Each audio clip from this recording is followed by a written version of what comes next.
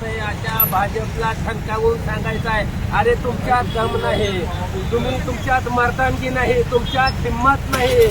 तुम्ही जर निवडणूक प्रत्येक वेळेस जर उमेदवार चोरून नेऊन फॉर्म चोरून नेऊन निवडणूक अधिकाऱ्यावर दमदाटी करून तुम्ही उमेदवारावर दम देऊन तुम्ही लोकांच्या लेकराचं भर चौकात बळी घेऊन गोळ्या घालून तलवारीनं त्याच्या पोटात तलवारीतून सुद्धा जीव घेऊन जर तुम्हाला निवडणूक करायची असेल तर तुमच्यापेक्षा इंग्रज 100 पट बरे होते.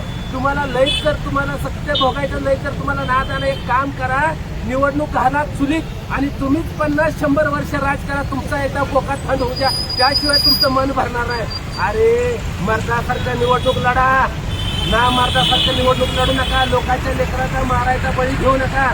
खरं तर या महाराष्ट्रातली पोलीस खरंच एक नंबर आहे, ती नादच करायला नाही त्यांचा, पण त्यांची देखील जबाबदारी त्यांचं देखील कार्य खरंच यांनी पोलिसांचा हात बांधले तर भाजपचं गृहमंत्री मुख्यमंत्र्यांनी पोलिसांचा हात बांधले तर पोलिसांना काही करताही नाही आणि याचा फायदा घेऊन यांनी डायरेक्ट विरोधकांना संपवण्याचं काम चालू केलेलं आहे. मला या माध्यमातून एकच सांगायचं, या पोलीस प्रशासनाचे हात मोकळे करा.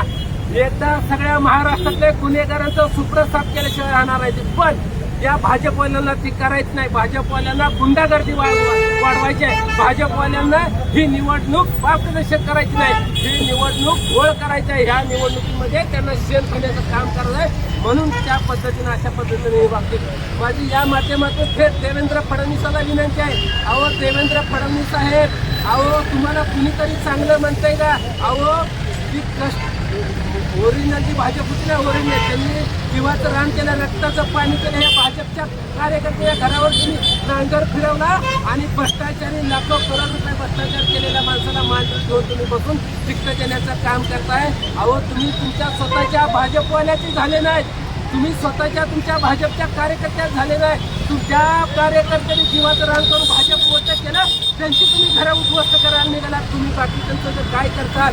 म्हणून मला आपल्या माध्यमात सांगायचं आहे, ही सरकार जी आहे देवेंद्र फडणवीस, ही सरकार अजित पवार आणि एकनाथ शिंदेचं सरकार म्हणजे ही सरकार अत्यंत कपट आणि एकदम नाचक्यावरतीचं सरकार आहे. त्याच्यापेक्षा काही खान भाषेत त्यांना बोलावं लागेल, एवढी चीड निर्माण झालेली आहे. एखाद्या तरण्या बांधपोराचा बळी घेतला जातोय, अन्याय अत्याचार केला जातोय.